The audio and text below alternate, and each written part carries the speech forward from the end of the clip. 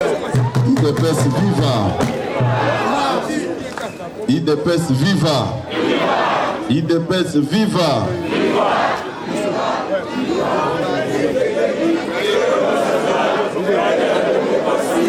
En République démocratique du Congo, Tshisekedi, chef de l'État, béton, fil rouge, très clair. Vous mettez là, tata mon conseil, quoi, on va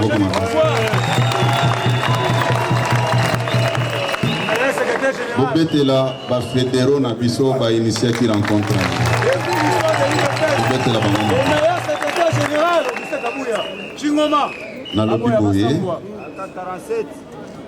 il faut ambiance oyo ezalaka ka boye na kati ya IDPS jusqu'au mois de décembre tant tozopesa tata mokonzi ekolo deuxième mandat.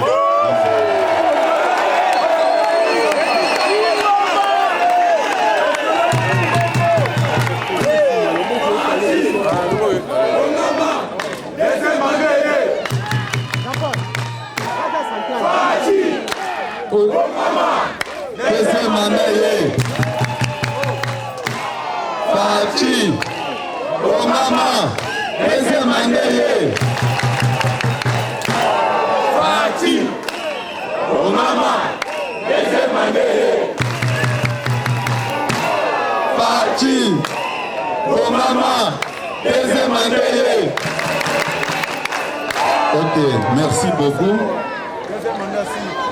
Bon, bête la maboko makasi bandeko. Naebi que militaire abanga kakokene na fronté soki bitumba ezana katambo. IDPS viva! IDPS viva! Nga ezo seksanga mingi pona nini puisque na se rendre compte que bat oyo bamibengaki ba candidat président de la République bazaki na projet mon côté sur la République démocratique du Congo. Eza makambo ya soni et na lobby yango boy. Ce qui n'a esbino que militaire jamais akoki ko banga kokene na front s'il était bien formé pour défendre la patrie. Yango nazoeb sabino na poko ya lelo. Ngai mutu abangi sakangate. Ngana zaka mutu ya tembe. IDPS viva! IDPS viva! Nazaki un peu étonné ya komona mutu oyo aza kolobake aza candidat président de la République, en même temps aza kolobake na élection en 2018 yende akanyaki ya. Mais boyo kananu buzoba o na landi Fayulu alongwe ao Fayulu akosi batuke akeko assister na défense ya mwana na ye na États-Unis. Mais akosaki Fayulu alobi il faut sanctionner Kabuya pour azosala ba meeting ba matinée pona opelisa moto na tribalisme. Je profite de l'occasion ce soir pour dire ceci à Fayulu. S'il vous plaît, je n'ai pas de compte à l'étranger.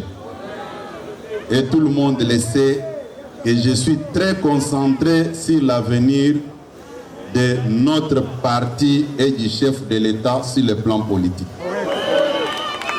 Je voyage malgré moi. Je n'ai pas de l'argent caché dans des banques, que ce soit au pays, que ce soit à l'étranger. C'est une peine perdue pour lui. Ce qui est un peu malhonnête, c'est quoi? Fayulu me présente comme quelqu'un qui bat S'il vous plaît, IDPS viva. Fayoulou dit ceci. S'il vous plaît, s'il vous plaît. Ce que je dis là est très important. Arrêtons avec la distraction. S'il vous plaît. Il y a des gens qui pensent que quand nous venons ici, c'est pour blaguer, comme je les vois souvent dans des réseaux sociaux. Oh, distraction, Kabouya, Bengi Batou. Fayoulou est parti aux États-Unis pour demander aux Américains de sanctionner Kabouya parce qu'il convoque des matinées politiques. Mais là où il n'était pas sérieux, là où j'ai trouvé que malgré qu'il se promène avec une grosse Bible, mais il ne connaît pas la parole de Dieu, il n'est pas sincère. Les membres de leur groupe, Daniel Safou et Mike Mukebai, les auteurs de messages de tribalisme, les messages diffusés dans une chaîne de télévision, les gens qui nous avaient promis la mort, qui avaient dressé toutes les tribus contre une seule tribu, il n'a pas cité leur nom. Sa préoccupation, c'était des matinées politiques que je convoque ici. Et je promets encore à Fayoulou, je suis comme un militaire qui ne peut en aucune fois avoir la peur d'aller au front pour défendre son pays. Je continuerai toujours à tenir des matinées politiques ici pour fixer l'opinion. Que Fayoulou se tranquillise, qu'il ne pense pas que Kabouya est comme les gens des régimes Kabila. Si à l'époque on avait sanctionné les gens des régimes Kabila, c'est par rapport à ce qu'ils faisaient. Les Américains ne peuvent pas se réveiller comme ça pour se laisser manipuler par un Fayoulou, quelqu'un qui ne sort jamais la vérité dans sa bouche. C'est une honte, il doit encore revoir ses calculs. En aucune fois, nous n'avons jamais convoqué des matinées ici pour tenir les discours à caractère tribal. Nous n'avons jamais fait ça. Bien parlé, mon général. Et je reviens encore ce soir pour rassurer à Fayoulou. Il avait passé tout son temps. Si nous pouvons rentrer dans le passé, les meetings tenus à l'époque en Djili, quel a été le message développé par ces militants? On peut refaire la rediffusion pour voir qui développe les discours tribal et qui ne les développe pas. Il n'était pas en mesure de se préparer pour aller aux élections. Il pensait que c'était une mise en scène, il n'y aura pas élection. Maintenant, il est rattrapé par l'histoire, comme en 2018, avec l'affaire des machines à voter. Il avait induit en erreur plusieurs des Congolais de ne pas se faire enrôler, mais à la veille des élections, il dit non, vous allez vous présenter dans les bureaux de vote avec un papier. Non, cette fois-ci, c'est la même chose. Il y aura bel et bien élection. Il n'avait pas préparé les élections. Maintenant, il doit comprendre que ce n'est pas cette distraction-là qui va nous effrayer. IDPS viva! Viva! IDPS viva! Viva! Si je reviens sur la démarche de Fayoulou, c'est pour interpeller certains d'entre nous ici. Beaucoup sont distraits dans des futilités.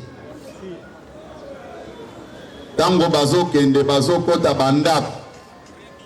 Tango tokutanaka awa. La matinée politique, c'est un cadre initié par fait Dr Etienne Tshisekedi. Ezala qui pona pour mettre fin na politique na bino bobenga ka formol. Parce que il y avait des gens au babandaki kobima awa akokende na selilo akosi ba combattant. Akena oyo akosi ba combattant. Mais ceux qui tozana habitude ya kokutana ka boy. Je pense que nous aurons tous les mêmes éléments de langage. Moyen mutoko sa moninga et kozalati. IDPS viva! Viva! IDPS viva! Viva! Naepsa Kibino la fois passée.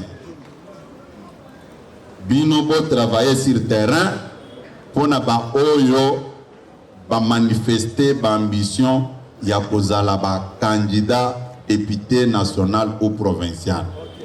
Na yebisa ki bino yango bo se décourager te. Bo mona ba collègue na bino mosusu neti ba ennemi na bino te. Travailler sur terrain. Ce qui botali malamu mbula oyo IDPS azana pouvoir. Élection et samina dépôt ya ba candidature ou bien pour se faire enrôler puisque dans notre commune a étape à dépoter période où bato baneko se faire enrôler ezaki très mouvementé comme ceux qui tozaki na période de campagne électorale. C'est une innovation pour l'IDPS puisque la plupart ya bato bando kende bazaki bato ya IDPS.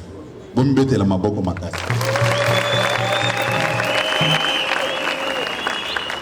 Nakutanaki na bandeko ya SEP bayaki kokutana na ngai pona ko informer ngaki bakota na plénière na bango ba discuter sur ba liste ou ba dossier ou ba déposer comme ça toya ko convoquer plénière ya munene pour discuter na maimatali ba kombo ekozala reteni. D'où bato baza koyebisa bino o basi ba déposer ba liste boke bana bato wana. Toyokani? Toyokani? Naza kozongela likambo yango. Parti IDPS na yebisa kibino ke tozo sala face na ba makambo ebele. Banda mukolo na deklaraki awa ke IDPS to bunda tozwa majorité po tozwa primature. Nde mukolo yo ba laboratoire nyonso ya mabe bakota na zamba. Plupart ya bato bazoloba nous soutenons le chef de l'État. Mais premier objectif ya ebele c'est la disparition de l'IDPS. Pona nini va continuer aux chefs de l'État en otage. Pona kosala ba chantage. Nde yango nazako yebisa bino na poko alelo bolanda babiloko wana te. Concentrons-nous à l'essentiel. Et je vous dis ce soir, il faut arrêter de rêver que Awa IDPS a causé le congrès pour désigner Félix Tshisekedi. Nous n'avons pas le temps.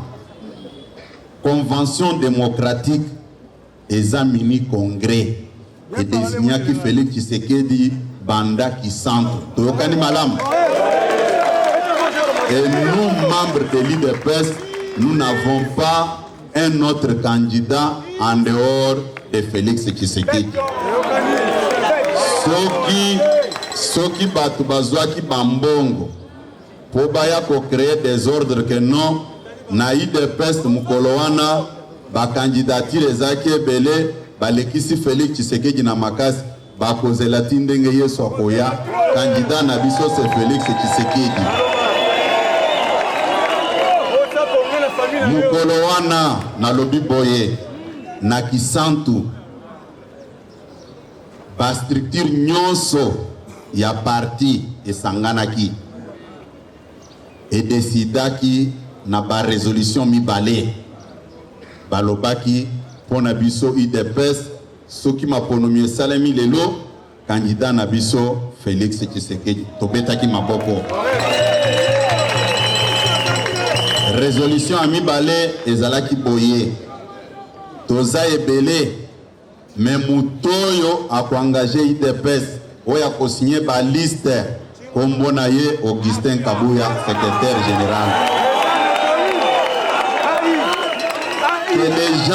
Que les gens arrêtent de rêver debout. Il n'y aura pas une autre démarche en dehors de ça. tokendeki ko faire légaliser ba document nyonso wana. Lelo IDPS ata toke élection sikoyo mutu nyonso oyo aza honnête et sincère ayebi bien que mutu akoengagé IDPS oyo aza reconnu légalement, c'est le secrétaire général. Batu batika coagité ba combattant naza koloba boye ba résolution wana biso nyonso to votaki yango. On ne peut pas faire des choses pour plaire à un petit groupe d'individus. Tokani malam. Et puis naza koyebisa bino boye. Nalandaki un groupe de gens. Bazawana basali ba déclaration na média que bako convoquer congrès. Nayebi ke naza koloba ngo liboso na bino. Nous ne pouvons pas permettre d'un côté les Fayoulou baza ko bundisa mokonzi mboka. Bino bovandi na bino bovandi calme boloba keloko mon côté. Ce qui vous préoccupe, c'est de créer le désordre au sein du parti. Mais bao ya malchance, je vous promets ce soir. Nakotika bangote kobengana, c'est encore mieux. Certains vont faire la prison. Ça, je le dis sans mâcher les mots. Baloba, Kabouya komi ko menacer bat. Et je vous promets que ba démarche nyonso ba Fayulu bazo salawana. La personne de Kabouya bazo lukayete. Mouto Bazoluka, c'est le chef de l'État. Tokani malam. Mouto Amayela ko comprendre malam que pour affaiblir le président de la République, il faut affaiblir son parti. Baebi batunyo so anate. D'où par conséquent, nakoti que la moutou espace asa la bouzo balisuna parti oté. S'il faut sanctionner, je sanctionne sans pitié. Tokani malam. Tokani. Ba candidat au nyonso ba se manifester. Bo se décourager. Nasna ebisa kibino awa. Nous aurons des listes à déposer conformément à la loi pour ba nyonso ba participer na élection wana. Tokani? Tokani? Lieu préparer base na yo. Préparer base na yo. Biso ba kambia parti. Ndenge nazali aw naebi ba liste oyo na koyebisa bino ke bo voter batu boye tokani me ba o nyonso bazobundisa IDPS ke IDPS ebunga coûte que coûte po bango badima bayebisa chef de l'État que sans nous tu ne peux pas exister politiquement. Ngai pe na ko retourner bango à sincère mukolo oyo ekosenga na retourner bango à sincère. Na kotika te puisque ba réunion nyonso ezako salema. Je suis au courant. Mais des fois je fais semblant toko yambana to seki to pesani ba kolade mais naebi bien que démarche na yo ezake IDPS échoué. Et soit dit député T. Yo pe serait sentir na yo po biso pe toza ko monter pe ba stratégie na marque na biso. Tokani malam. Yango naza ko ebisa bino na poko alelo. Bolongo na ba distraction nyonso wana sur parti, il faut te sauver parti. Parti eza ko kufa ndo batu baza boye. Nde parti akokufa. To sala ki na bino manifestation mercredi awa. Eza ko été le dimanche, Batoubaye Lissoussou. Tokani, vous se laissez faire te naba biloko nyonso a salité wana. Tokani, na lobby bo continuer ko sensibiliser ba électeurs na bino. C'est ce qui est prioritaire. Bako sabino te que non na urne bakutala kao IDPS ezawapi non. Bakota la balobi nani tozui exemple moko Gaspard Munganga zawapi à côté le manaye batali aza numéro 10 tango ba électeur papa kovan ba électeur naye bakoya bazoluka numéro 10 aza nani bako voter ye Tokani na seni conseil ba pesa kezalaka ke bino ba candidat boyebisa ba électeur na bino ba numéro na bino obozwa ke paseni. Tokani ba biloko mosusu wana eza ba distraction. Ngai naza kozongela awa adversaire a multiplié ba biloko ebele pour nous décourager. Atinda ki ba sous-traitance na ye awa na parti. Tango baza ko attaquer pouvoir ya biso ba sous-traitance objectif na bango ezalaki nini? Parti ezokufa. Parti ezokufa. Bozo kanga malam. Bozo kanga malam. Parti ezokufa. Oh, il faut te sauver IDPS. Bande konangai. Soki biso to perdre pouvoir oyo. Yoko yako tele mapoe biso comment tu vas sauver l'IDPS? Oko sauver wana nzela nini? Eza ba discours moko babandai ko développer pour vous distraire. Mais nazo sabino na poko alelo, concentrons-nous sur le second mandat et la majorité pour le chef de l'État. Tokani? Tokani? Bombete la maboko makasi.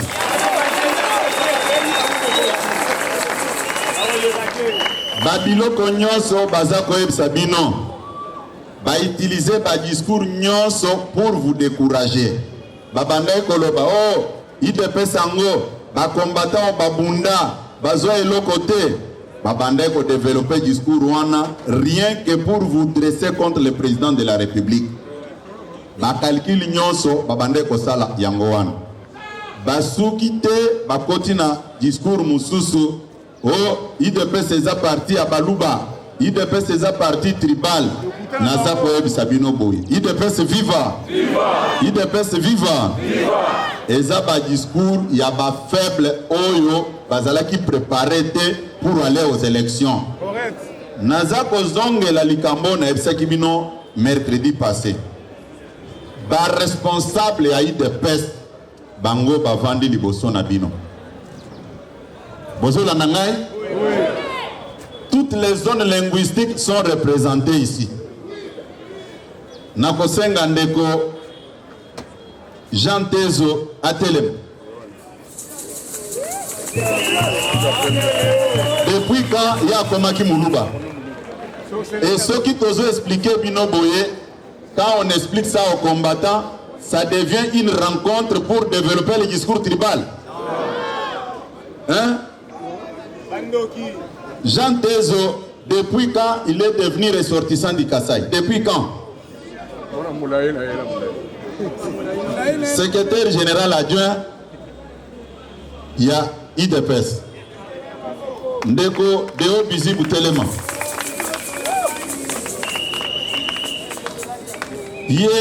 Comme vous le voyez là, il représente l'espace linguistique. Il y a Kikongo, Léopoldville. Tozo Kanamalam. Ndeko Deo Bizib, il représente l'espace linguistique et à Swahiliphone. Il est originaire du Sud Kivu. Depuis quand il est devenu de l'espace Kassai? Ndeko Gaspard Munganga. Azako représenté espace ya Lingala. Bon, Bazaba secrétaire général adjoint. Depuis quand Bango Bakomi Batu ya Kassai? Toutes les zones linguistiques sont représentées ici. Mais Bango nyonso bazon linguistique na Bango ezako sale loko mon côté. Il faut kaka ko développer discours tribal. Oyo ya ko décourager nango batu inutilement. Est-ce que vraiment nous sommes sérieux?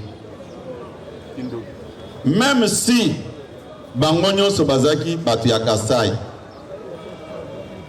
même ceux qui bazaki batu ya Kassai, Mutoazo Jeremboka Kombo na ye Félix Tshisekedi. Est-ce que makambu ya zosala etali bango na nini? Sikoyo au lieu ya ko condamner bato yo bazosala campagne ya tribalisme, puisque bato balobaki mukolo wana Daniel Safou, Aza député national. Il était politique. Et dit, les bruits là, qui font des bruits de l'autre côté? Ceux qui bazwa qui bambongo, bazongi sambongo abato. Ceux qui bazwa qui mbongo, po bisika bazoko ta bisoto ebi angote. Na lobby, Gilles, toi tu es là, il y a trop de bruit là derrière. Bazwi mbongo ya bato, bazongi ça? Oui? Kendena bade, dans le bokendo bundate, botala qu'est-ce qui se passe là-bas? Pour bandako batu bazokota, toyebi yangote. Bazokende, bozambongo comme ça, ceux qui bokekuna, bosala mwali kambo, balobo, bakombata basirikela ki kabuya, te bakombata balingi kabuya. Ya solo, tonyo makasi. IDPS viva. Bande Gobovan. N'a pas présenter le sous-secrétaire général adjoint moko par rapport à ma fonction naïe. Oui, puisque n'a pas eu mutamotema mabake ndoko funda na conseil d'état. Oh non, azo kene na ba réunion na bango, azo sala boy na lingi problème te. Pour motema mabe comme ndenge mususu. Mais eza interdit que mutu azala na parti politique naïe. Toyokani. Bato motema mabe bazali. O mona ka bazika image wana bakomi konyoko la mama batu pamba. IDPS viva. IDPS viva. Makambo nazako ebisa bino. Il faut mokili mumbabaye bayango. Biso awa ndenge toyaka tosalaka campagne ya tribalisme te. Biso tango tozo ya tozo condamner message nyonso oyo ekoki komema batu na haine tribal. Toyokani? Mais ngana tuni Fayulu boy. Mais pona nini azo funda Azarias Rubero ate? Parce que à l'époque Azarias Rubero, vice-président de la République, un Munyamulenge. Mais quand il avait vu que ses frères Banyamulenge étaient menacés, mais Rubero avait cessé même de participer dans des réunions de l'espace présidentiel du temps d'un plus 4. Or, il était censé de nous sécuriser comme vice-président en charge des questions de défense et sécurité. Mais il avait protesté. Il y avait un meeting à la Fikine ici, où les membres du PPRD avaient tenu les discours contre les Banyamulenge. Mais cette situation avait amené le ministre de Communication Lambert Mende à suspendre le DG de la RTNC, Christophe Nkolomogne. Mais ici, la même situation se répète dans notre pays, mais on nous empêche de ne plus condamner, de ne plus protester. Est-ce que nous sommes sérieux? À l'époque, Robert c'était Munyamulenge avec ses frères Moïse Nyarugabu qui avaient protesté. Mais quand ils avaient protesté, pourquoi vous ne les avez pas condamnés que non, ils font la campagne du tribalisme? Hein?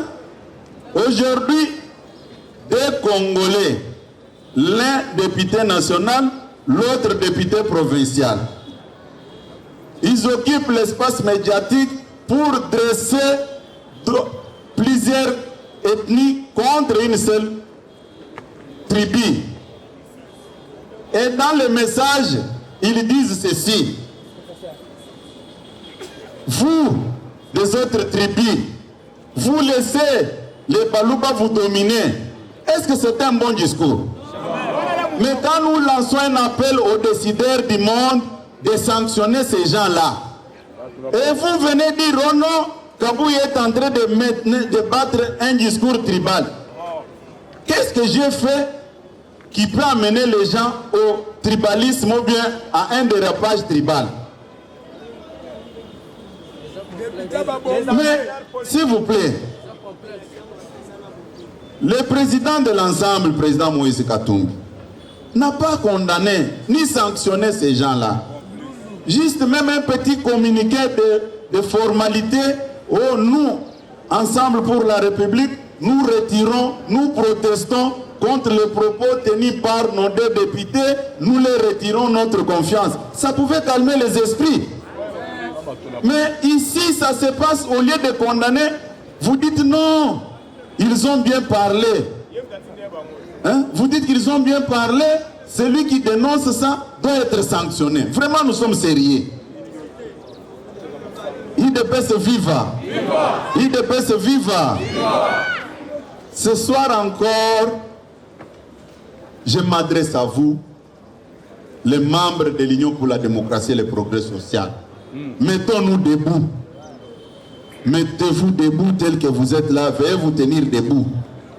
Tous les membres du parti.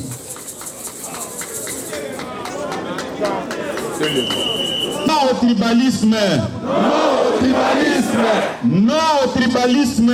Non au tribalisme.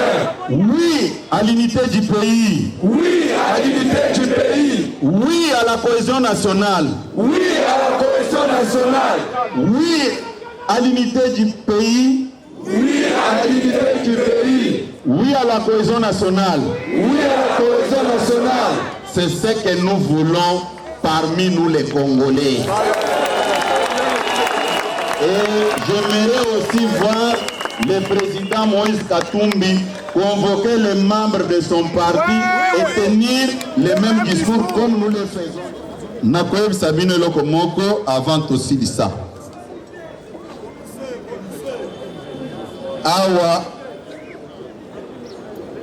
boyebi que le 13 juin eza date ya anniversaire ya tata mokonzi ya ekolo. Boyebi yango malamu. Mais tata mokonzi ya ekolo azaka kapona biso moko te. Boyebi yango yende chouchou ya ba Congolais nyonso. Eza boyete. Eza boyete. Eza boyete. Est-ce que bokoki ko souhaiter joyeux anniversaire anticipé?